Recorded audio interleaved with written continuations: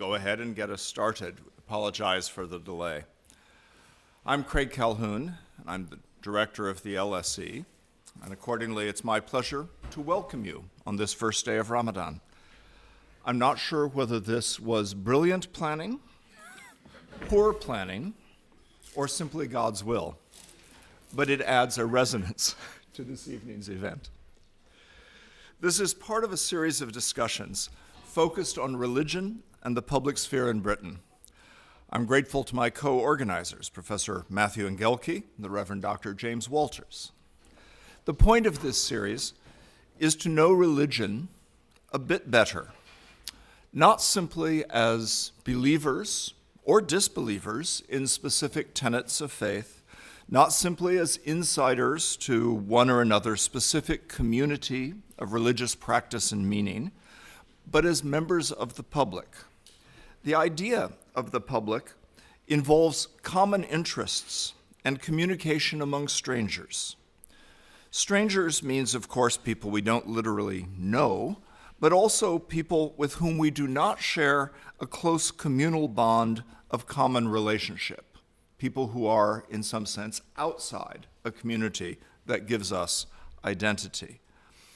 When Muslims meet Christians and Jews, when atheists meet those with faith in God, it is in a public realm where we must navigate not having complete cultural or social commonality. Accordingly, we may not know what the others take for granted or as proven, or what the others deem most important. It may turn out that, in fact, we share many very important interests in peace and prosperity or family and freedom, but we don't know this if we don't communicate and if we don't learn. If religion is kept out of public life and interaction, if we are as embarrassed to talk about religion as about money, then we don't learn. If public communication about religion is dominated too one-sidedly by one religion or one set of spokespersons, we don't learn what we might about others, even about what they share. If public communication is dominated by those who wish only to argue stridently for the superiority of their religion and neither listen nor carefully explain, then we don't learn. But when we bring religion into public discourse, we reveal not just facts about each religion. The public sphere is not a religious literacy class. In public discussions, we communicate perspectives with which to see and understand all of what is important in public. This may include the views of different religious people on the morality of money, on the justice or injustice of war, the rightness of humanitarian assistance to those who suffer, or what obligations we owe to the poor, or even, though this isn't mainly a religious question, on whether Britain should stay in the EU. This evening, it gives me great pleasure to introduce Professor Tariq Ramadan, who will speak on equal rights and equal dignity of human beings. Dr. Ramadan is Professor of Contemporary Islamic Studies at Oxford University, teaching in the two faculties of Oriental Studies and Theology of Religion, Theology and Religion. This may itself have a certain comment on how we engage religion. He is a senior research fellow at St. Antony's College and also in Kyoto, Japan at Doshisha University, and a visiting professor in the Faculty of Islamic Studies in Qatar and director of the Research Center of Islamic Legislation and Ethics in Qatar. Tariq holds an MA in Philosophy and French Literature and a PhD in Arabic and Islamic Studies from the University of Geneva. And in Cairo, he received intensive one-on-one training in classic Islamic scholarship from Al-Azhar University scholars. Tariq's research interests include the issues of Islamic legislation, politics, ethics, Sufism, and contemporary challenges that face both Muslim majority countries and the West. He's active at both academic and grassroots levels and through both scholarship and social engagement. And he's contributed very importantly to debate on the issues of Muslims in the West, and also the Islamic revival in the Muslim world. He spent much of his career seeking and developing a spiritual understanding based on the foundations of Islam, and he's inspired and facilitated others to do the same, at the same time encouraging fellow Muslims to participate fully in the societies in which they live while remaining faithful to core Islamic ethical and spiritual values. In a recent book on radical reform, Tariq called for bringing a radical reform to the Muslim mind and an Islamic awakening. It's built on previous work in which he explored into earlier books basic issues about how different faiths work in different kinds of societies and how they relate to each other. And he has worked closely in a variety of interfaith dialogues and engagements around the world. In his interfaith work, Tariq explains that while our theologies differ, understanding and appreciating our differences and our common ethical grounds enable our joint work for social justice. Tariq's books are many, and I'm going to skip over listing them all and refer you to his website, which has that, but I'm going to indicate more specifically that his next key book, Quest for Meaning, Developing a Philosophy of Pluralism, is an important journey through religions and traditions to bring to the fore common grounds on which we stand as we face human frailty, the precariousness of our lives.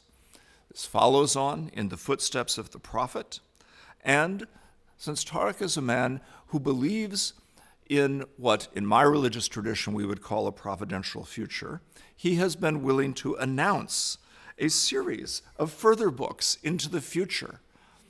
I always think of this as tempting the devil, because the number of ways in which you can fail to meet your deadlines is large. But Tariq has promised a very short introduction to Islamic ethics and an essential introduction to Islam, its spirituality, fundamentals, and history, both of which should be published next year. Tariq has been a consistent and energetic champion of critical self-assessment, positive engagement, freedom of speech. There is no better qualification for being with us tonight. So please join me in welcoming Tariq Ramadan to LSE.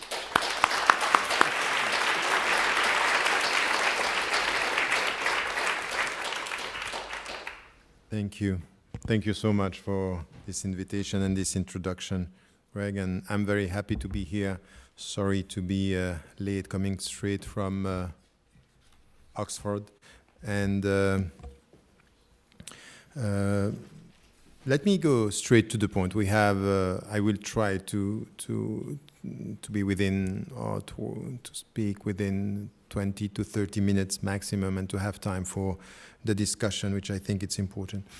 As an introduction, I want to highlight three main points that I think are important when it comes to our discussion.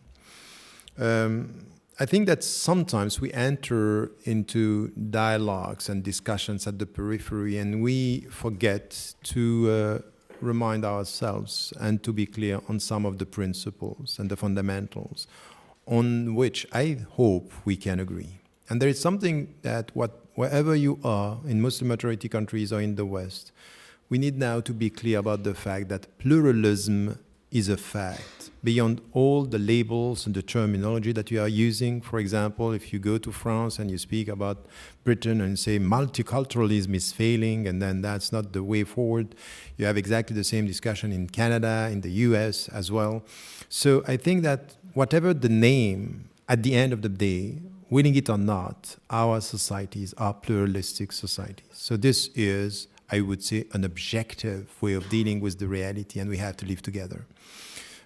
So I'm not going to enter into ideological discussion, even though during my talk you will see that, of course, I'm taking a stand on this, but I think that we need to start with this understanding. And when we say pluralism, we are talking about multiple cultures, we are talking about multiple religions, we are talking about multiple memories, and this is also something which is important, and we should not underestimate the impact of our memories into our common history when we are trying to live together. Just look at so many countries. They look at the situation in so many countries where people have not solved the problem of post-colonial memories about still what is happening. Just look at what is happening in France. You cannot understand what is happening in France if you don't understand the reality of the colonialism and the relationship. Exactly the same with India, exactly the same with some countries. So this is one thing. Now, there is a second principle that is simplistic to repeat and so important to understand from within. And it's part of the title. Human beings have equal dignity. And equal dignity means that we also have to challenge our first way of dealing with issues when it comes to, for example, violent terrorism or violent extremism that we have today. And we watch our TV and it's as if when it happens there, it's as if it has less impact as when it happened in our countries. It's as if, and this, in an emotional and rational way, or for example, I was responding to a journalist asking me, "Are you Paris?" And I said, I'm going to say I'm Paris if I add to Paris Beirut and Damascus and all the countries, all the cities where the people are experiencing. So the equal dignity of the dead is also something which, or the oppressed, is something which is the starting point of the way we watch TV, the way we look at the world, not only thinking, and sometimes when we speak about radicalization, for example, in some of the policies, we look at what is happening in the West, and it's as if we are normalizing terrorism and violence elsewhere. And I think that this is nurturing a sense of hierarchy between people. And I think that this is the starting point of potential racism that are not, which is not acceptable. And we have to check this. We have to check our reaction to this, to the point that I would say, in a non-selective way, when we say equal dignity, I would say, for example, something which it's essential. In the Islamic tradition, there was something which was very interesting in bioethics and medical ethics, where you had scholars very much involved in what we call fiqh, Islamic law and jurisprudence, and saying what you deal with a sick man or woman, he or she has no religion. You go and you try to save the people. A medical doctor don't ask about the religion of the people. You don't deal with this. You deal with life with the same equal dignity. And I would say, as much as we are saying the sick has no religion, we should say the poor has no religion, the oppressed has no religion, the refugee has no religion, and even the oppressor has no religion. We have to be critical towards the oppressor, and we have to support every single human being, whatever her or his religion. That's the very essence of what I understand when I'm talking about equal dignity. And we have it is something which is essential in the Islamic tradition, not always understood by Muslims, but this is the starting point where, when we are talking about universality, we have to start with this common understanding. We can see here that we have common ground. When we have in the Quran, وَلَقَدْ كَرَّمْنَا بَنِي آدَمَ, we give dignity to human beings, mean all the human beings, whatever their religion. Dignity is not disputable, and this is the starting point of our common journey as a humanity. But this is something which is important, and every one of us, in our personal commitment to justice and solidarity and dignity, we also have to check our emotional reaction to some events around the world. Are we reacting the same? Are we supporting every people? Are we selective in our support? Because the way we deal with the world is coming also to come back to the way we deal with our fellow citizens and our fellow residents into the society, with the way we look at people who are perceived as alien or foreigners or not one of us. And the one of us is critical in the discussion about, for example, the UK and pluralistic society. Now, when we talk now, and this is the third point of my introduction, when we speak about equal rights, this has to do also with us living in a society where here, when it comes to our environment, we should be clear that we are supporting rule of law. So we are all equal before law, and this is equal rights, and I would say also equal duties when it comes to, because I have a problem with citizenship understood only as a set of rights and not a set of obligations towards the collectivity and towards the community.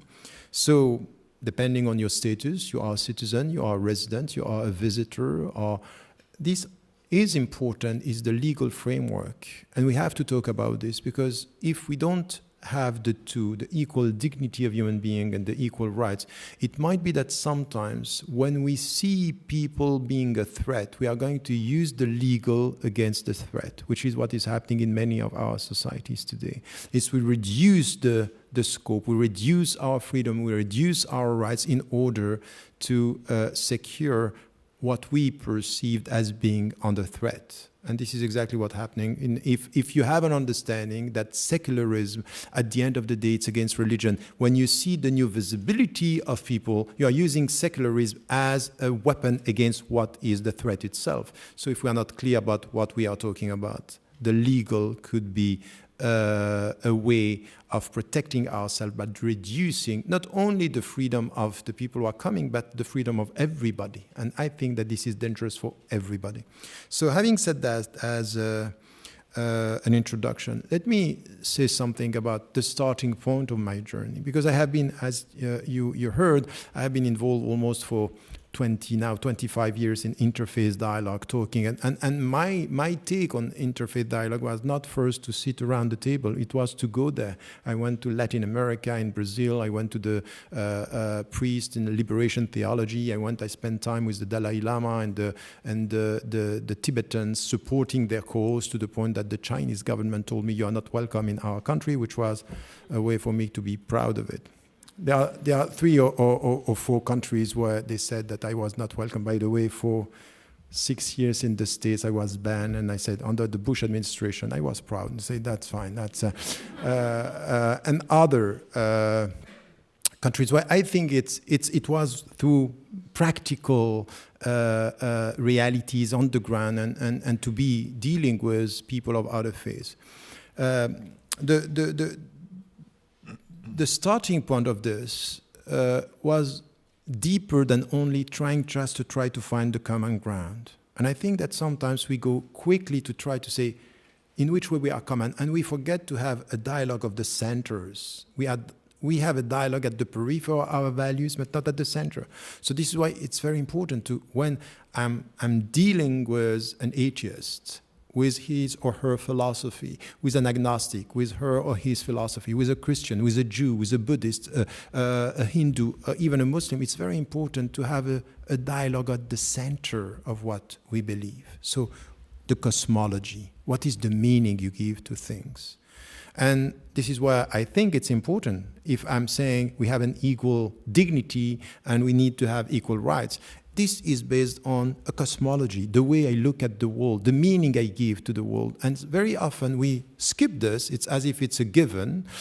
This is philosophy at the end of the day. Let us come to the practical side. And I think, in the book, The Quest for Meaning, I'm saying we have to reconcile ourselves with 4 disciplines. One of them is philosophy. The second is teaching religions, because I really think that we need to have more knowledge about religion. I'm not talking about catechism, I'm talking about the knowledge of religion. The third one is history, because I think we are lacking memory. And the fourth one is arts and imagination, because I really think that creativity is missing in the way we deal with one another. Tell me something about your creativity. We have to learn from that. Arts is a very important way of living together. And getting a sense of the imagination that is nurturing other civilizations and other religions. Having said that, I think that this cosmology is how do we reconcile ourselves with philosophy and metaphysics? So the discussion that we have here in our society, I think that in Britain, in the West, we are unfortunately very quickly and going very superficial in the way we want to live together at the periphery of what we think and the values. And I think that there is no real and deep discussion about our respective philosophies, how the meaning you give to death, the meaning you give to life, the meaning you give to your presence on earth. And this is not only a religious question, by the way. It's a human question. It's the starting point of our journey. And I think on this, we need really to to come to a deeper understanding. And for example, when I deal with Western Muslims today, the starting point of the journey is not to please the fellow citizens, it's just know yourself. One of the main problems that I have with my fellow citizens is very often I am perceived as a threat, not because of who I am, because of the quest they have about who they are. Self-ignorance is the most important, and sometimes when you don't know about your own religion, you are scared of the people who are coming with a sense of being assertive with their own knowledge, their own identity, and their own answer. So this is why, for example, when dealing with this, the sense, for example, in my cosmology, in the way I look at the world, is saying one humanity. And there is something which is never to be underestimated, is when I'm speaking about brothers and sisters, there is something which is deep, brothers and sisters in humanity. This is something which is essential. Whatever is your religion, whatever is your color, whatever is your origin, at the end of the day, the starting point is there is one humanity and there is brotherhood and sisterhood as to our origin. Having said this, one humanity is not uniformity. And from the very beginning, there is something in all our tradition. But I find this in Judaism, I find this in Christianity, I find this in many. But it depends who is talking to me. The interpretations are, because I have some Muslims, the way I'm talking now, saying, what are you talking about? The chosen people are the Muslims. That's it. This is said in the Quran. So they take a verse and they tell you this is the way. You have exactly the same in Christianity. And once I was in Berlin talking to, at that time he was not the Pope, Benedict XVI, he was the Cardinal Ratzinger at that time. We were talking there, and somebody stood and said, no, outside the church, no salvation. So you have people who have this perception that they can reduce the scope, but at the end, within every religious tradition and philosophy, you have people who have another way of interpreting with this understanding that, yes, one humanity, and a diversity. And if God had will, this is what is said in the Islamic tradition, God would have made you one community. So by His will, there is a diversity. And not only this diversity is there, but it's a needed and necessary diversity that you need. Why? Because it's going to teach you intellectual humility. It's going to teach you the sense of knowing the other in order to know yourself. So this diversity, it's a needed diversity, to the point that deep down in this cosmology, to tolerate the others is not enough. To tolerate could be to suffer, or it's a position of power. It could be.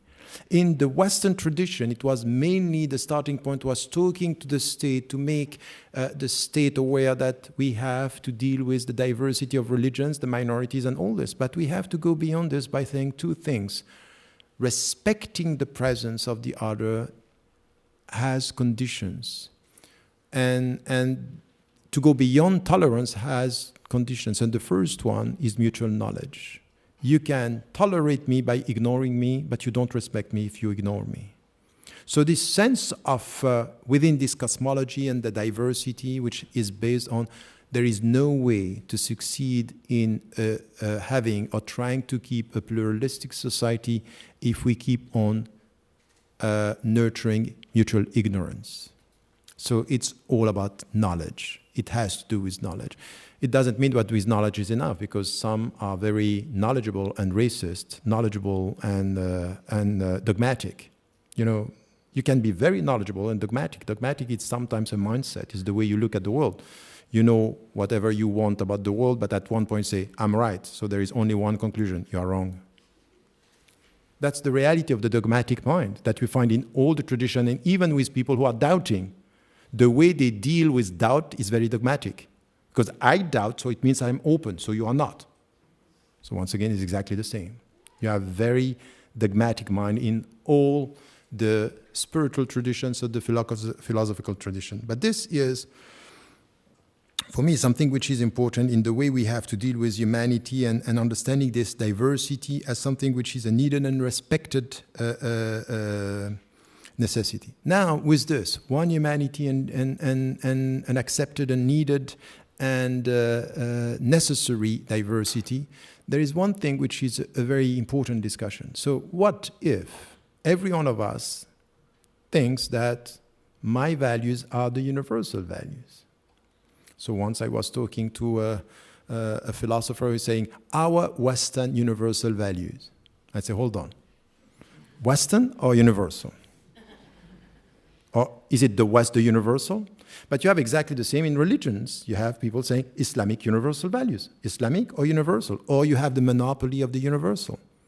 So this is a deep discussion here, is how do you, and it's not new in the Hegelian tradition, is how do we talk about the concrete universal? So is it something which is constructed and built bottom up, meaning out of our common rationality, we are creating or accessing something which is the universal, so it could be only rational, or is it a top-down, which is coming from the revelation, and this is where it's going to be understood. So the process, the way you deal with the universal, it's something which is open to the debate from the philosophical tradition. And once again, we have it exactly the same in the very deep, we have the Mu'tazila, the rationalists in the Islamic tradition. You have the people are saying, no, it's coming from the book, the Ash'ara. But all this, you can find it in the Cartesian tradition, in the Kantian tradition, exactly the same discussion in how do we build the universal and how are we accessing. So now if you come and you understand the cosmology is, the way you deal with this is you need to accept the different path. But at the end, what is going to be the universal on which we agree? Only one thing. It's a shared universal. The only universal is shared. So I took in the book that was mentioned the image of the mountain by saying the universal is the summit of the mountain and there are different paths, but no one has the monopoly, except the one who look at the mountain from the top and say, I'm God, or the dogmatic mind, I have the monopoly. So we can't do this, and we should not do this, but this is something which, once again, it's not to be just discussed like this around the table. It's really the way you look at the world. It's the way you have this cosmology, the way you look at this, the understanding that at the end, also something which is very important in my tradition, which I found in so many other traditions. It comes back to what I found in the very old native narrative about the lands, when in the United States of America, the Indians and the Native Americans were saying, we understood that we belong to the land. You came telling us that the lands belong to you. So it's another way. This is very important. This is the way you deal with the environment. If now we come and we try to get the very deep discussion about the environment, even the notion on environment, if you deal with some Hindus, and Bhikkhu Parekh was, for example, once telling me, that's a very Western way of dealing with nature, environment. It means you are the center. Environment, you are the center. I say, that's true. There's something which is the way you deal with the world is, and I think that these are discussions that are missing today in the way we deal with ourselves, in the way we look at our own tradition, and in the way also we are deeply dealing with, for example, the universal. So my take on the universal, when I think that I'm touching something that I can call universal value and the equal dignity, is something which is shared with others. So it could be shared with a rational mind. It could be shared with a mystical tradition, Christianity, Judaism, and Islam. This is where, but to come to the shared universal, we have to start from the center of our respect, for the center of our cosmology. For example, in the way we look at the world, which is also something which is a very deep discussion that we need. Having said that, and coming to my conclusion through just one thing. So this is going to be translated into something which is our reality in our life. So Olivier Roy, when he was talking about, when we live together in a pluralistic society, the only thing that is going to bring us together is the legal framework. At the end of the day, rule of law is going to protect the vulnerable, to put some limits to the powerful, and tries to come together. Equal citizenship is the legal translation to equal humanity, equal dignity. That's all fine, except that it doesn't work like this in our societies. It's not, the legal framework is not enough. We need to do much more, because the legal, but it's the starting point on which we have to start. And having said this, when it comes to our cosmology, we have the perception that in some tradition there is no difference between religion and politics. We keep on repeating this about Islam, for example, as if the Muslims have a problem with the Western societies because they are not differentiating between the two. I think that this is not the reality on two ways. First, from within the very deep Islamic tradition, but also in what we see today in our society. So when it comes together and say, okay, look, at the end of the day, we have a rule of law, we have a legal framework. It's a secular one, and the secular one never meant in history, except for some advocates, it never meant no religion at all. It meant trying to be together. In fact, it was a way to have a diversity within a society, not to make this diversity disappear. It's as if when we are in some countries say, we don't want to see you, the only acceptable Muslims is the invisible Muslims. They say, no, you are changing the very nature of what secularism was about through some minds. So the fact that we are refusing that religion is taking over the state or taking over power, that's, I think it's essential in our way of living together. Now, living together doesn't mean that because we don't want religions to take over, you want all the religions to disappear. And not only this, what are the religions today bringing to the discussion about our civil societies? This is also a very important question. I don't want, as a citizen, to disappear.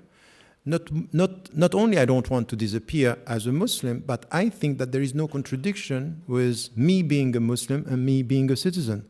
To the point that in one of the books, Western Muslims and the Future of Islam, I'm advocating ethics of citizenship. And ethics of citizenship is my legal status. I'm a citizen. But now ethics is the values that I have, solidarity, justice, dignity, serving humanity is coming from my tradition, and there is no conflict, except for those who think that we don't want to see anything from your religion. So if we come together in the name of this common dignity, equal rights, this is where there is a dimension that religions and philosophies, I'm not, when I'm talking about interfaith dialogue, I'm not saying only religious people. I want in interfaith dialogue to have atheists. I want to have agnostics. I have to have all the people who have a question or a quest for the meaning or have answers. And we have to come together in this discussion. And my point in this is the role that we can play in the whole discussion here, coming from this cosmology, coming to the legal framework where we are citizens with the same status, equal status. We can be residents, we can be visitors, or guests, or hosts, or migrants, or refugee in the society, depending on our status, is how in this discussion I would, for example, say that the religious traditions have to play a role. And there is one thing which I think, once again, for me, it's important in our discussion. Just what I did right now. In my discussion is to bring again at the center the meaning of life. Why am I saying this? Because the meaning of life is always a question about the ends of human activities. So yes, the meaning of life means I want to question the very ends of sciences. What are you trying to do with sciences? The very goals and ends of the way we deal with nature. I want us to bring again to the center within sometimes our consumerist society, and where everything is about technology, questioning the goals. Where, for example, today, I just did a book in French with a French philosopher who is a very well-known. He wrote about complexity, Edgar Morin.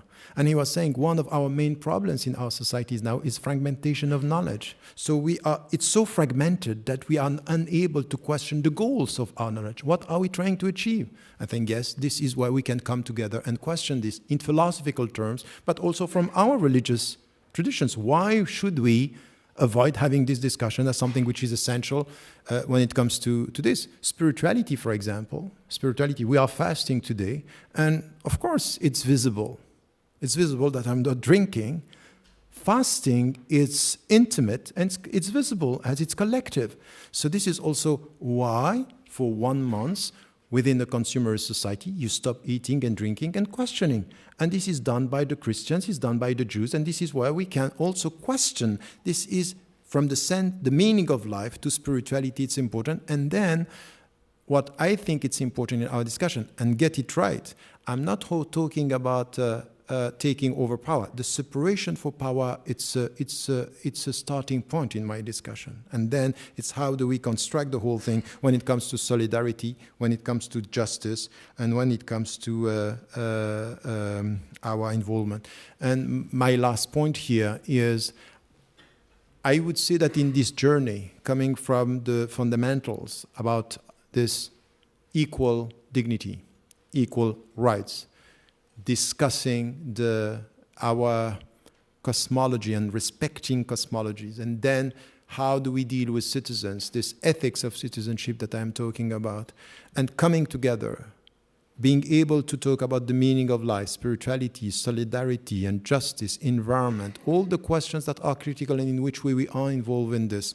At the end, what is important for me, I can't imagine that we could end up with this very nice slogan, you know what, we have to live together. I'm sorry, it's not enough for me. There is no way to live together if we don't do together, work together, are involved together. In fact, the real way of living together is to be active and proactive in. And this is what I put in the Western Muslims and the future of Islam. I say the third age of our presence of Western Muslims in pluralistic society is our added value in doing with others. And stop, and this is what also something I will surprise you. But I'm saying to Muslims, for example, in the West, stop talking about Islam. It's a trap.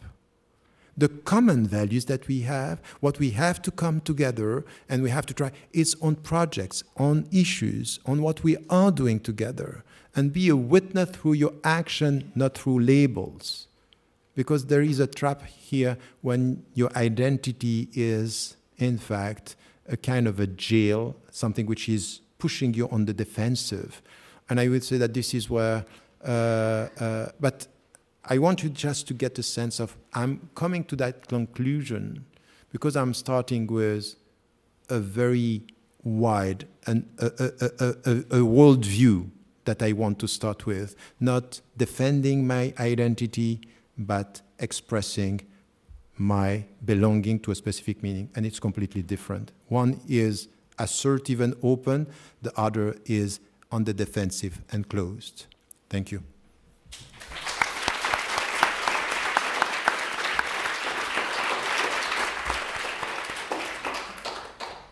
Okay, the format here is for me to ask a few questions and have a little dialogue with Tariq, and then to enlarge it, opening it to the entire audience. And I want to pick up on 2 or 3 questions that touch just on what you were talking about at the end. You spoke at the very beginning of your talk about having a dialogue, potentially an interfaith dialogue, that addresses the center, that really gets to basic principles, that is not the easy common ground that can be found at the periphery. At the end, you spoke about the importance of working on problems together. And in thinking about interfaith dialogue, it's on interfaith relations to me, it's often seemed one part may be dialogue, but one part is finding things you want to work on together. And that may draw people to the dialogue. So I wonder if you have a sense of priority in this. What's how do you balance the talking part with the practical action part? How do you get to the ability to pursue the practical action together? Yeah, I think it's important. And it's not mutually exclusive. I think you can do both. And it depends. I think, for example, in my life over the last 30 years, we had settings where it was possible to come and to have discussion about, very essential, from the meaning of life, the notion of the perception or the understanding of God, forgiveness, justice, things like this. We need to have this discussion. Now, what is important is not to have these discussions in closed doors. Mm-hmm. We have to be connected to the people, and this is where it's not done enough. Very often, the people who are doing this job are traveling from one city to another, always the same people. They don't need, in fact, interface dialogue, and then they are specialists in interface dialogue. I was one of them, by the way, and trying to connect this to the communities at the grassroots level. Now, at the same time, I think, and it's not always the same people, but it could be good to have people doing both. It's how do we translate some of our values in practical terms in our societies, and how to, and we can see now that in the West we have people working in such a way. At the local level, there are lots of projects and lots of people doing things together, and I think that this is where, for example, I like this notion of having, national movements of local initiatives, and the local initiatives is where the people have to work together. But both need to work with their time, and their time is how do you expose this? How do you make this known by the people, and not only in private or isolated way? Right. Well, that seems important, and indeed you've called in, certainly in radical reform, but I think in other work as well, for overcoming the impulse to compartmentalization and withdrawal, which may be a natural impulse, and sometimes a defensive impulse and so forth. But you've suggested that can be a mistake and a trap, but also that the idea of protecting the purity within, and therefore compartmentalizing and withdrawing, can be a problem in this. So you see a need for a more outward orientation and a mutual engagement in general. Yes, completely. And I think it's very dangerous, this temptation to isolate yourself, to think that you are going to remain yourself as long as you are protecting yourself from the others. No, this is why one humanity is based on diversity, and that diversity is not only needed, but it's necessary. I'm not going to be myself far from the others. Mm-hmm. I'm going to be myself in this interaction, in the way I'm listening and hearing. In fact, I was born and raised in Switzerland, and the way I'm looking and constructing the whole, for example, I'm always talking about the fact that I have multiple identities. It's all coming from my experience, and it's dealing with others. And I think that it's very dangerous to think that purity and faithfulness is about isolation. No, faithfulness is always about evolution. It's not about isolation. And purity, it's never just to be far from the others. Purity is remain consistent while you are experiencing the journey of life. So would I be going too far to think it is the case that we have the same conflicts, at least the same kinds of conflicts and tensions within faiths that we have between faiths? And so that we don't have homogeneity and purity and we're all the same. And that one of the illusions of the compartmentalized approach is that it sort of says, inside our compartment, we don't have to be evolving, we don't have to be in dialogue, we don't have to be exploring, we are all already the same. And oh yes, it's even more difficult sometimes within. I have more problems sometimes to deal with fellow Muslims than to deal with Jews, Christians, and people because we are so close that at the end there is a deep challenge about the authenticity. So when you have somebody from within your tradition looking at you and saying, you know what, you're not longer a Muslim. So okay, he's putting you outside the universe of reference. For some Muslims, I'm no longer a Muslim, or for some, for example, Daesh threatening and saying this guy could be killed because he is distorting Islam from within. So with some people, it's not even possible to think about having a dialogue. And then look at what is happening today in the Muslim majority countries when you have this fracture between the Shia and the Sunni. And it's not manufactured from outside. Of course, it's instrumentalized. Of course, that's normal. But it's coming from within. You have scholars saying things that are just horrible and unacceptable about, being a Shia and being a Sunni. And I think that it's very difficult. So once again, even within, the sense of the unity of a spiritual community is not uniformity of thoughts. And we have very, very difficult time to get this in a deep way. And sometimes when we say us, we are repressing us as much as we are keeping others out. Completely, yeah. Does this go all the way to the person? We have internal conflict and dialogue, and are perhaps not as unitary always as the notion of the individual sometimes implies. And you see the ability to grow as a person, as a religious person, consisting in some part on being able to carry on an internal dialogue that recognizes, conflicts inside as well as with others. Yes, and you know that's very important in the book. That in fact it's I'm saying they are coming because they are already written. So I'm Good. not taking so many risks. So in the essential introduction to Islam, I'm dealing with the notion of ummah. And ummah, it's understood as the spiritual community of all the Muslims around the world. And there is one word, one verse in the Quran saying, Inna Ibrahima kana ummatan. Ibrahim was an ummah in himself, as an individual. Meaning that there are multiple dimensions and you have to reconcile. And in another book about in the footsteps of the Prophet, the biography of the Prophet, I'm explaining that at the beginning of his spiritual journey, he was doubting himself.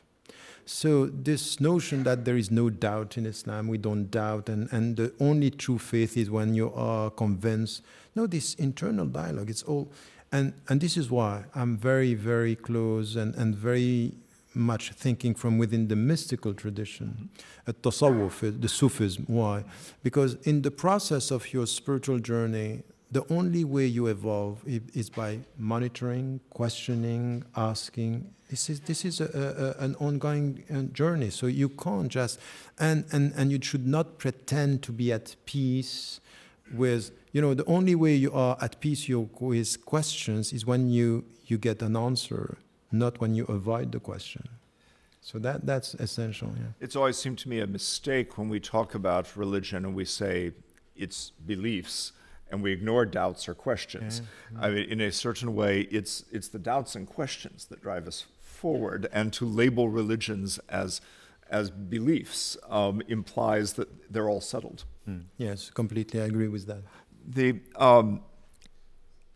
I wanted to ask you to connect this a little bit to the theme of resistance, which I know you've brought up in your sermons, your dialogues for Ramadan, as you're conducting an exploration through the month of this theme of resistance. But this is also a theme which you see as inner and outer at the same time, yes? Yeah. I think that, You looked surprised, by the way. I looked surprised that you knew about it, so because this is starting today. Wonders of the World Wide Web. Yeah. Yes, but it's true. I decided every day of Ramadan to have 3 minutes on resistances, and because in fact there are two things for us and once again, this is something that we find in the other religious traditions, and even in Greek philosophy and in Western philosophy.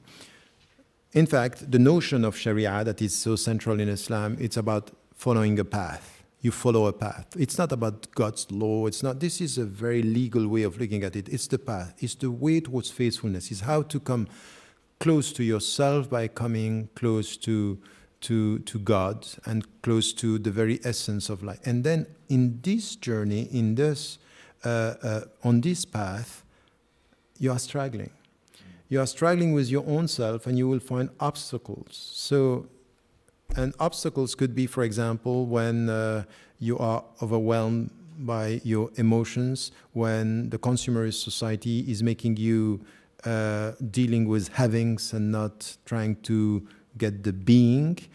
And then it's a resistance process. And the word that we use in Islam about this resistance on the path, it's a very deep and polysemic, multiple meanings in it's jihad. It's not jihad as we have it in around the world, but jihad which is resisting and reforming. So the resistances that we have, for example, I'm resisting myself sometimes in the way that I know that sometimes, you know, I can surprise myself by how bad I can be. That's true. And don't laugh. Every one of you is like me. If you only take time to just consider who you can be, depending on how you are, that you are, and this is the starting point of doubting ourselves. Say, okay, I have to check. I have to be careful with I am able to do the worst as much as I'm able to do the best. So this resistance to the bad and the reform, this is what but now this is what I am doing with myself, and then as soon as I deal with the world, it's exactly the same within my society, with my neighbor. So it's a process going from the intimate. And in fact, I'm always saying to Muslims, you will never get the right understanding of jihad if you don't bring it back to the very meaning of jihad in nafs, which is the jihad into yourself, which is resisting and reforming. It's not to kill, it's not to oppress, it's resist and change for the better, wherever you are. So this is, and for example, now, as some of us are not drinking and eating, it's the jihad, which is resisting something which is natural. And there is something which is deep here, which is the spiritual, the physical abstinence to go to the spiritual food, which is, you get something else. It's something else that you are getting, coming close to something which is the divine. It's all about this. So I would say it's resistance that is essential, but in the positive sense. And in fact, it goes with another word which I like, which is liberation. Is how through this resistance you liberate yourself from your ego, you liberate yourself from the consumerist society. Distractions. Exactly, yeah. Okay, and passions. And all of this, you've said this 2 or 3 times. I just want to try to bring it out and get a little more. All of this also wrestles with a question of constancy and change. What's mutable and immutable in Islam, but it would be the same in any religion, I think, and indeed in a secular philosophy. The ways in which jihad, the ways in which struggle, and the ways in which resistance and reform and all these are movements that suggest a potential for innovation, a potential for doing better, which we sometimes can say, oh yes, I understand I'm not doing as well as I should, but you're suggesting that Islam itself may evolve in some of its aspects, right? That there are immutable features, and there are things that change, either adaptively in a different context or transformatively in some way. Yes, exactly. I think that you are summarizing. I think that in every philosophy or religion, there are what we call the immutable, the principles that are going, and the starting point for us is what we call tawheed, which is the oneness of God. It's not going to change. Wherever you are, God is close to you as long as you are close to Him. Then the second is the way we pray, the way we fast. There are things that are going to remain. But everything else, when it comes to translating things into the reality with the new questions that we have, in fact, very often we have some scholars saying, you know what, Islam is very simple. Principles are very simple, just implement them. My answer to this is that, yes, you are right. Islam is simple, but life is complex. So you have to deal with the complexity. And the complexity is complex knowledge, complex realities, the way you deal with your own self, because even with our own self, we are becoming very complex in the way we have to deal with ourselves. It's just, you can just realize that sometimes there is such a psychological pressure. The means, for example, we are talking, 2 research were done in the States about the impact of the social networks onto us, about this perception that it's very big, and that now you can come anonymous, so less responsibility into a big virtual world. It has an impact on our psychology. Sure. So at the end, I'm going to do this. When I come back to God, it's all about accountability. And then I look at this world, and the world is changing, my relationship to space, time, and responsibility.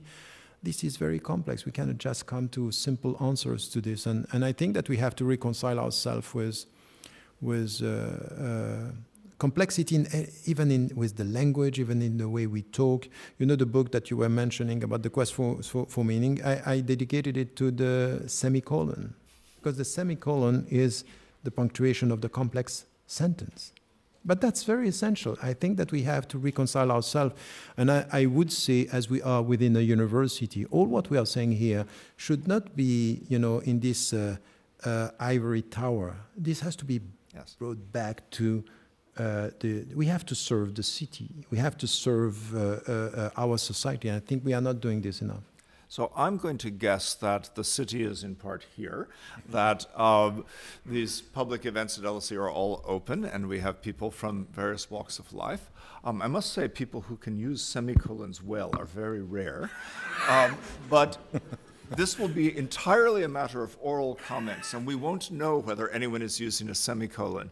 But let me invite your questions for Tariq. Wait for a microphone. One of the stewards in a red shirt will bring a microphone, and please say who you are when you speak. And shall we take 2 or 3 at a time? Okay. Yeah, okay. So first, let's take the woman and the gentleman in front of her on the aisle on this side, and then we'll come over here.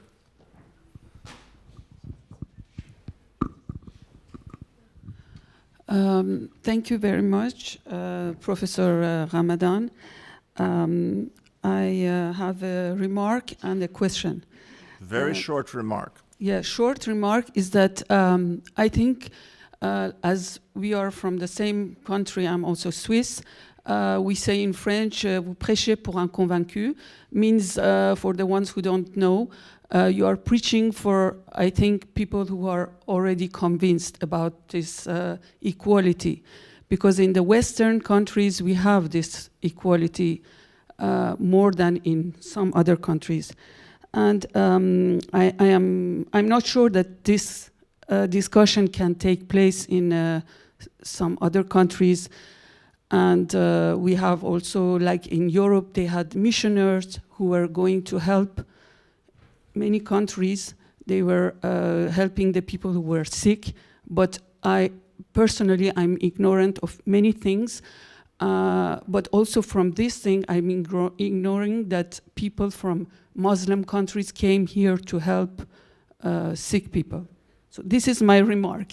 The question I have is that about jihad. You said that jihad means resisting and reforming. I'm admiring you because I think it's very idealistic to think that. Do you think the suicide bombers are resisting or reforming? Okay. What is their idea of pass the microphone to the gentleman just in front of you. Yeah. There. Assalamu alaikum. Ramzan Mubarak. Good to see you again. Just a quick question. I'm sure you probably got an answer. I think the time has now come for the West to take on the Middle East countries head on about Islam and to talk about reform, resisting, jihad, and this is going to be the new order in this global world. But we have the resources, and we really need to take on the bigots, really. And we do have the means to do it. Okay. And then over here, there's a woman just next to a second seat in wearing a black shirt. Yes. There. Hi, thanks very much. I'm Francisca Fay. I'm a PhD candidate at SOAS. I would like to know about how you extend this conceptualization of dignity and rights onto children or childhood as a whole, because I think children are the ones who are very often not included in conceptualizations of citizenship. And then I would like to know as well how, for example, in the field of child protection or corporal punishment, where I do my personal research on in Quranic schools in East Africa and Muslim communities, where the Hadith and the Quran is often taken as the explanation for why, as the Prophet has been chastised himself, there is a continuation of that today. And then organizations who try to work against that are painted out as only trying to promote Western values, and then we have this kind of artificial clash or opposition of Western and non-Western values that in the end kind of come down to what I was asking about first, the conceptualization of the child included or excluded from humanity or from this idea of human being. Thank you. Thanks. Okay.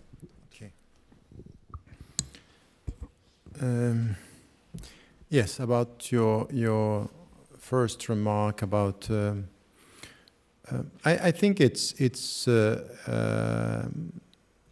not fair to say that there is nothing done by, in Muslim majority countries about solidarity, and then I don't like this kind of comparison or competition about, because even with the missions or missionaries that were going to the south, some were disputing the sincerity of what was done under colonization by trying to convert the people.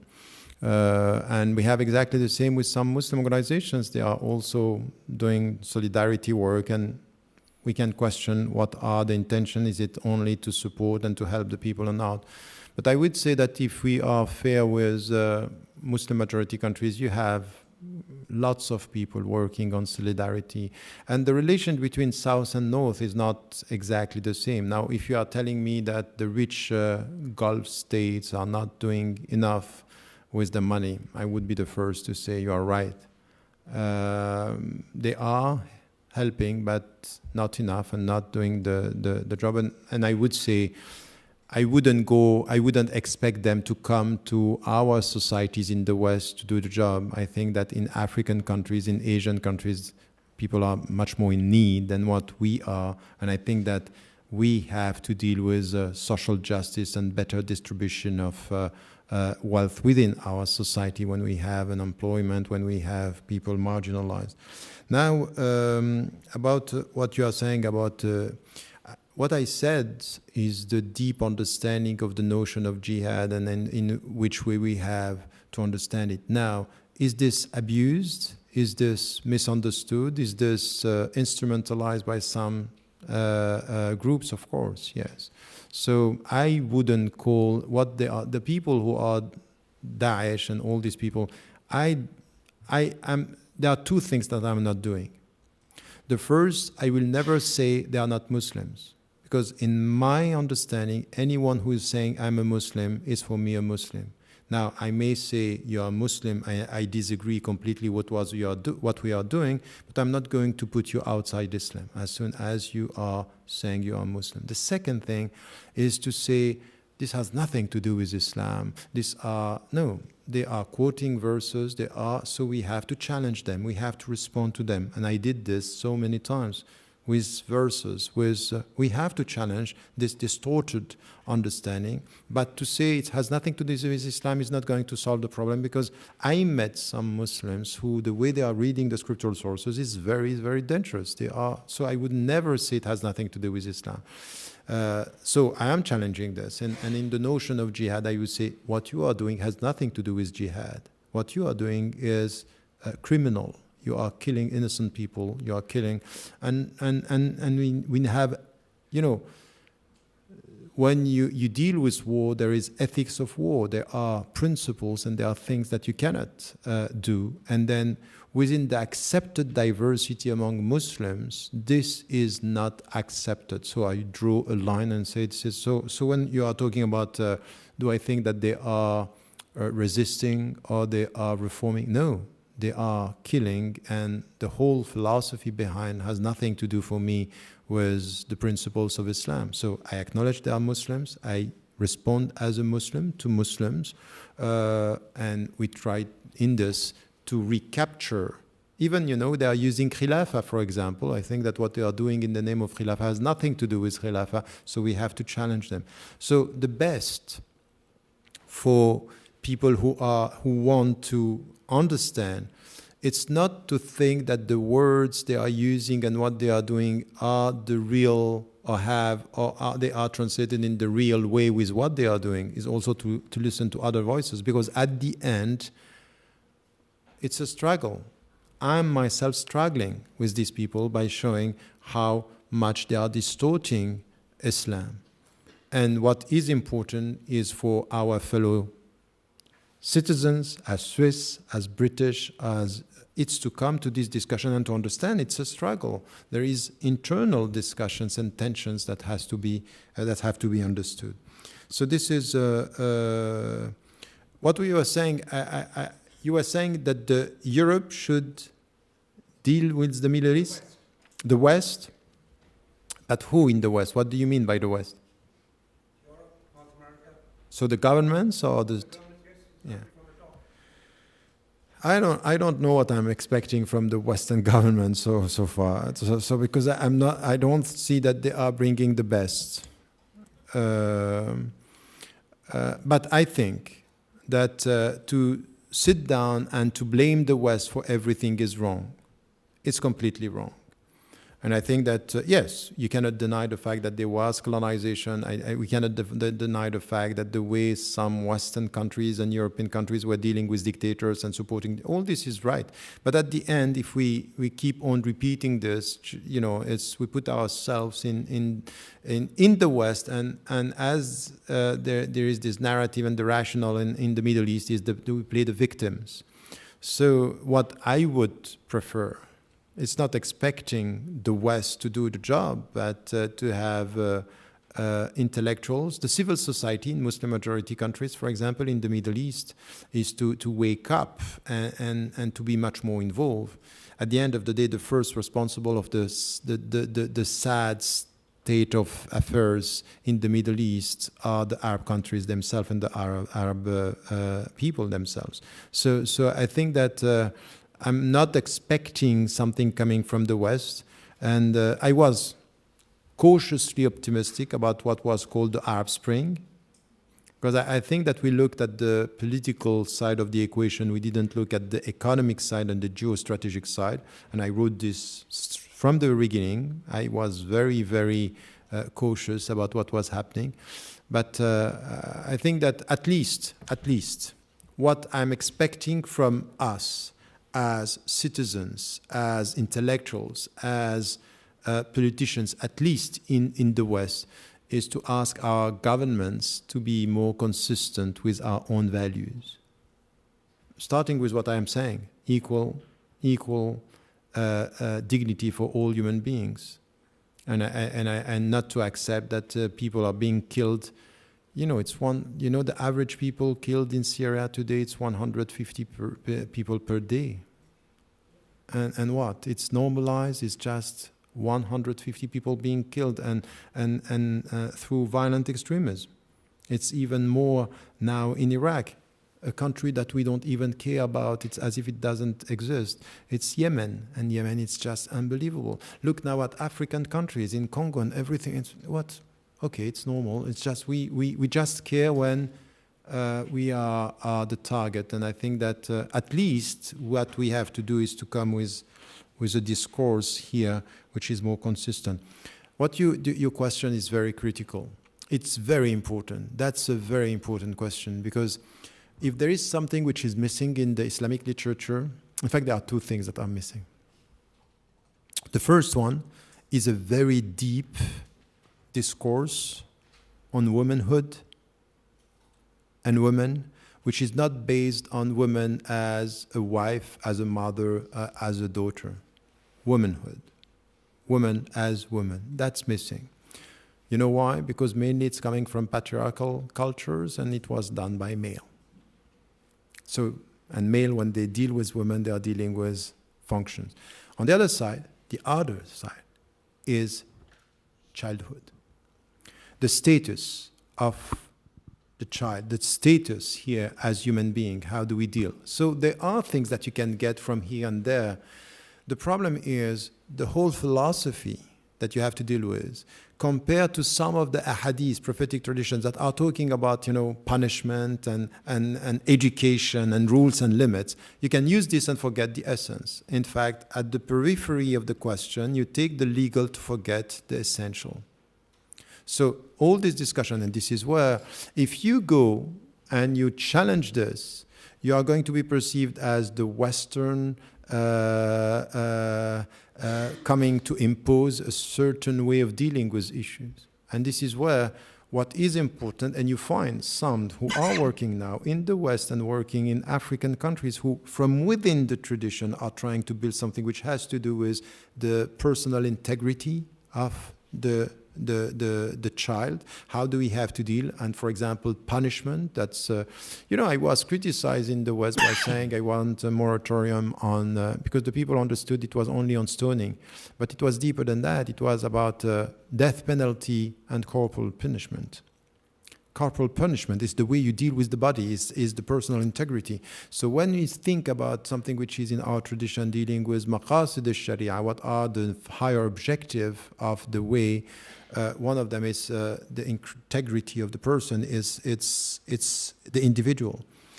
So not the adult. We need here to deal with life, and how do we construct a very deep philosophy on this.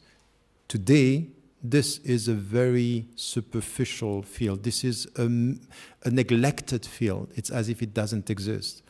It's as if when you are a child, you are just waiting to become a mukallaf, so an adult, and it starts with this. And I think it's the opposite of all the deep Islamic philosophy when it comes to life and human being. So I would suggest that you are touching here something which is critical. What could be, for example, partnership here is from where you come, putting the question and helping through your question the Muslim scholars and the Muslim intellectuals to build something out, and through the questions that you have. And I think that this is the positive dimension, which if you go only, this is where, for example, this discussion that we had, do we start only with the practical or do we have the theoretical? This is why we need both. If you go to practical, it's going to be misunderstood. You are colonizing us. If you have both and you rely on some internal voices, that could be something that is helping to move forward. But you are right. It's really missing in the discussion. Okay. Gentleman up about halfway up in a striped shirt.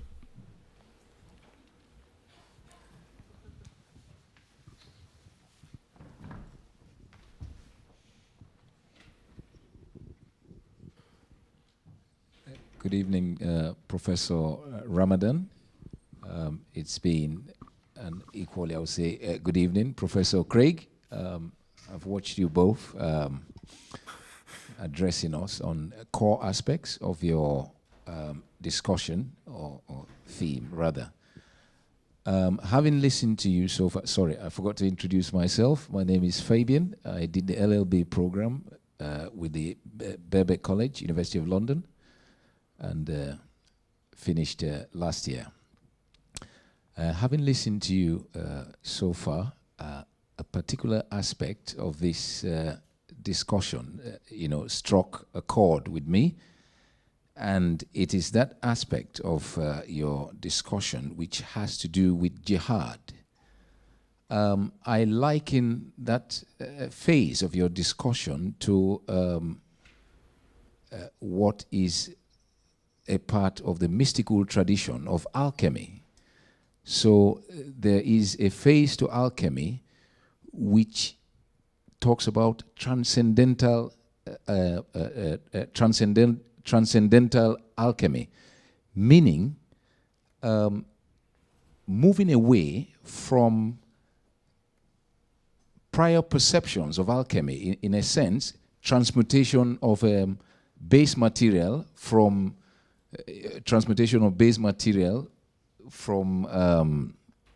or let's say transmutation of base material to much more nobler forms of silver and gold. Now, in this, in the transitional context, or transcendental alchemy context, I'll be saying that it means, in a sense, moving away from that common chemical or chemistry notion of alchemy to manifesting the wisdom of God in us. Yes, transcendental alchemy. This quite clearly matches with your idea of the jihad within the self, manifestation of the wisdom of God through questioning the self. And when you question the self, it involves a high price. Abstention, for instance. You abstain from a lot of worldly values.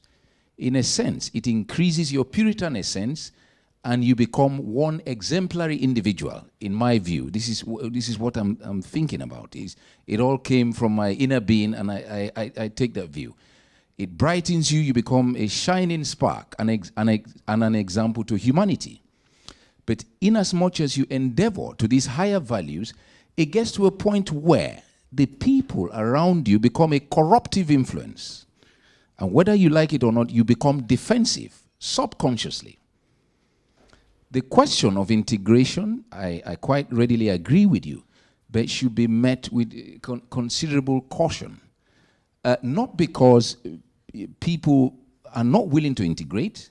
There are some Muslims who think that having attained these Puritan values, the question of mixing with other people without them accepting these values constitutes a corrupting influence. So, to bring this to a conclusion. Please, let me come to a conclusion.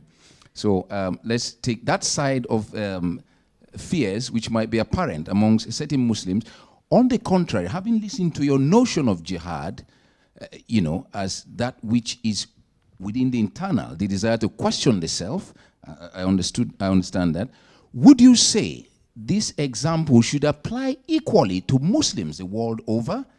And when they question themselves from this highly reverent definition of jihad, if they question themselves, don't you think they would refrain from certain things they do, which I believe they simply do because they are not taking jihad from the perspective you've taken it? So reform, alchemy, that sort of transcendental alchemy should take place among Muslims.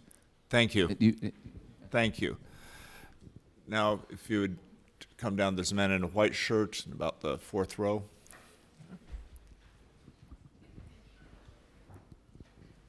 Thank you, Professor Ramadan.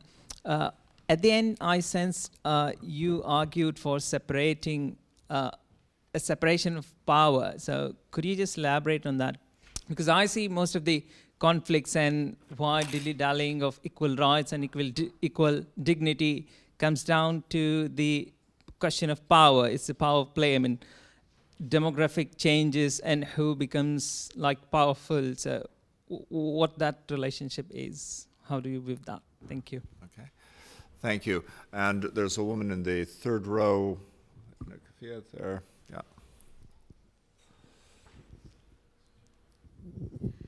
Good evening, Professor Ramadan. Good evening, Professor Hold the microphone Calhoun. close. I'm an immigrant into India and I'm married to a Muslim man. And I'm afraid my question is actually quite simple. Seeing the sentence, equal rights and equal dignity of human beings, and accepting that that is an ideal sentence, I would like to know how the differentiation between Islamic traditions within nations and Islamic faith can lead to a hindrance of being accepted in a pluralistic society.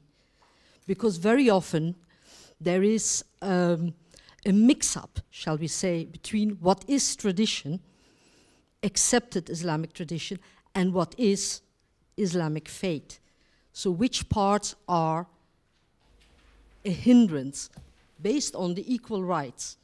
And, simplest form is, of course, dress, where that is very often perceived by Western society as a comment on the rights of the woman, the children, the men, whatever. And I ask that question as from a point of living in India, where that is being used as, shall we say, as a strong hindrance of full participation of Muslims within Hinduist society. Okay. And you find this a simple question? I hope for you it is. I was wondering the same thing. Well, I hope for you it is, alchemy not being my strong point. Okay. Good luck.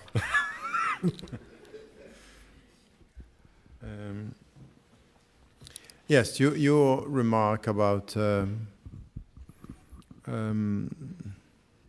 alchemy and transformation, and In fact, the whole process of, you were referring to reform with the two dimensions, adaptational and transformational. This is what I am advocating in the radical reform, I'm saying. And this is coming back to the spiritual thing. It's in fact, the only true spiritual reform is a transformational reform. It's the way you are reforming, in the way you are transforming yourself. Now, what you are expecting is for all the people who have sometimes a distorted or superficial understanding to Islam to come to an essential understanding. We all would like this to happen. And this is what we have to carry on with education. But whatever is our take on education, we have to repeat this. I have been working on the field of education for 3 decades now. You still have people who are going to be attracted by the superficial, by the binary, by the dogmatic, sometimes also out of frustration in their own life. We are talking about radicalization of all the people who don't understand, for example, what jihad is all about. In many of the studies, and I've been involved in this at different levels. You started in Egypt, and then in the States just after 2001, and then here in the country and at the European level. You know that for almost 92% of the people who are attracted by the discourse on internet, for example, and quote by that, 92% have not been practicing Islam for more than 6 months. So it's a very short period of time where they are attracted, brainwashed, and sometimes, and what is working is the way the people behind the screen who are quite professional in the way they are dealing, very smart in the way they are dealing with their frustration within the society. And it could be that the frustration is not coming from somebody who has no education, no, very knowledgeable, and sometimes the fact that you are in the society, you did all this, study, and at the end you have no job, and you have the feeling that you are not accepted. If somebody can play with this, so it's in the notion of jihad. All this you have. It's not simple. It's not. Sit down. I'm going to tell you deep down. There is liberation. Say, okay, fine. Where is my job? Give me the job, give me respect, give me, it's very often you don't deal with spiritual issue. You have to deal first with the psychology and the environment.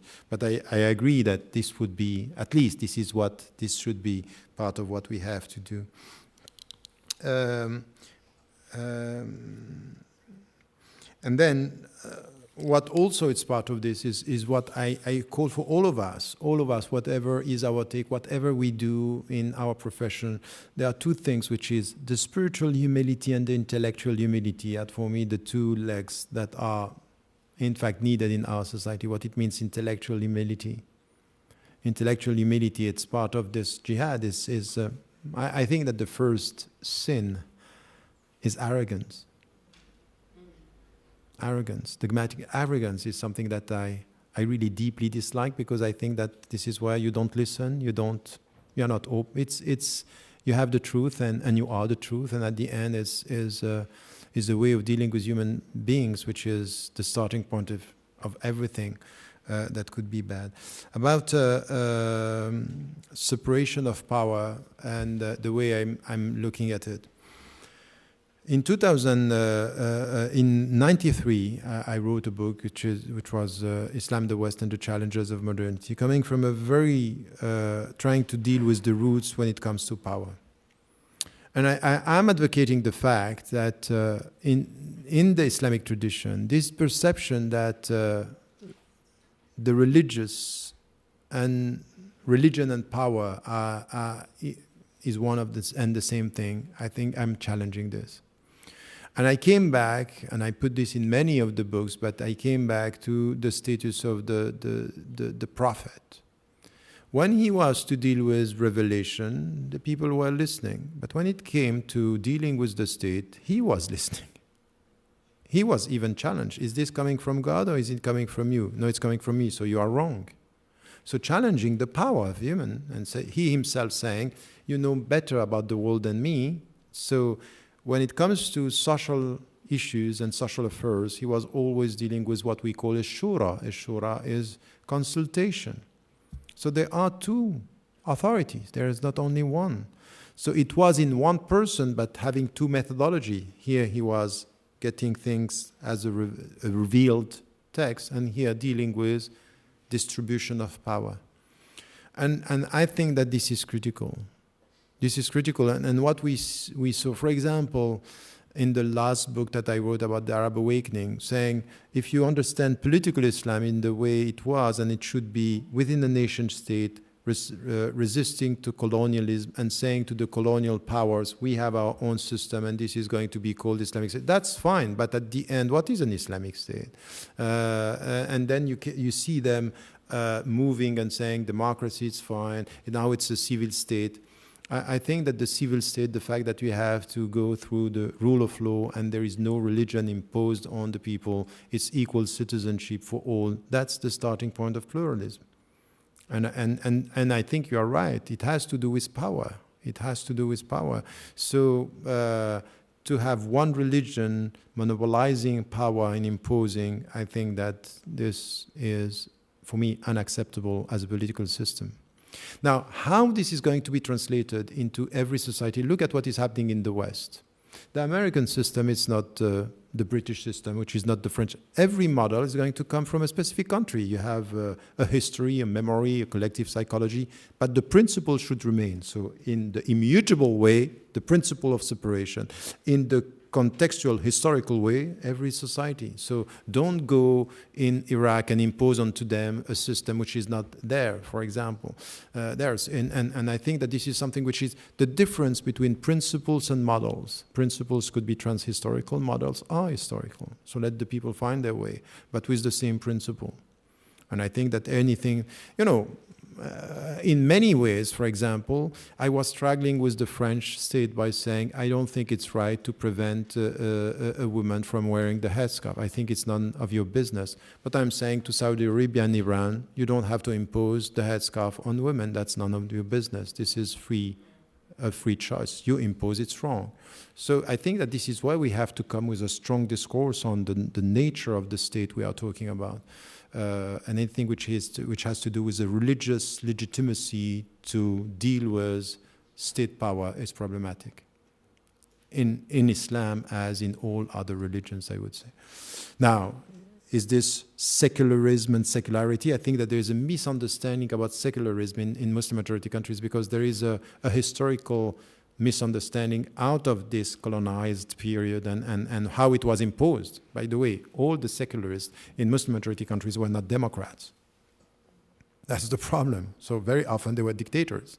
So the perception is, in fact, if it's not religion, it might be dictatorships or colonizing force. I think that this is why we have to talk about. Your question, it's not a simple one.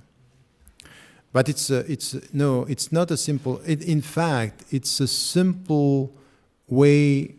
It's a simple distinction that is made from the beginning. But in fact, the relationship between tradition and the scriptural sources, for example, is very complex. Because the way I put it, and in radical reform, I'm dealing a lot with this by saying we have to deal with cultures in a very deep way. And tradition is also coming from culture.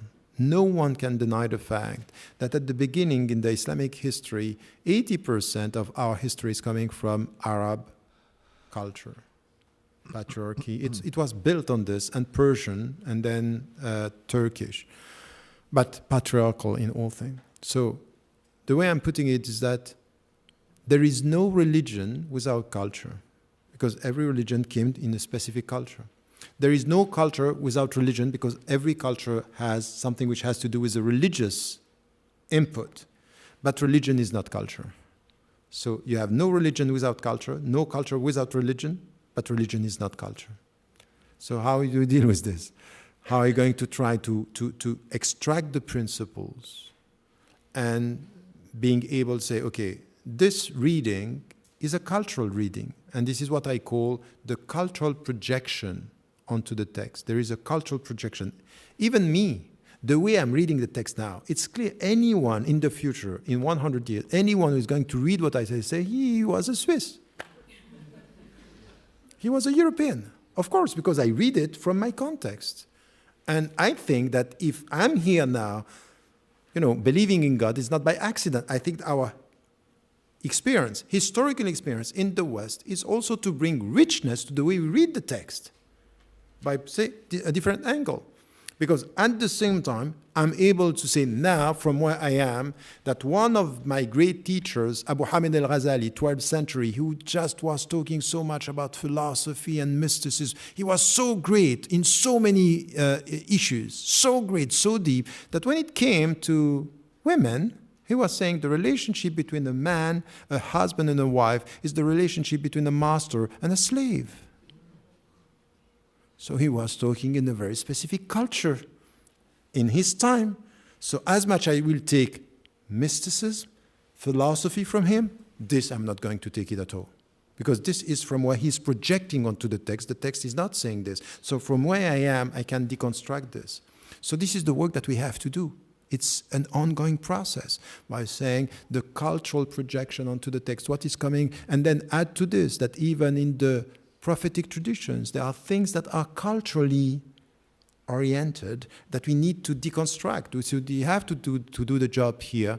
It's very difficult, to the point that even now, in our societies, in Britain now, you have a wave of people having lots of money coming with the ideology of the literalist, what we call the Salafi or the Wahhabi. We call them the Wahhabi, the right term is Salafi, and they come, they have money. Sometimes they are even supported by our governments in the West, and they come with a confusion. The only right way of being a Muslim is to be an Arab Muslim, or to be a Muslim like the Arabs, because this is the real way.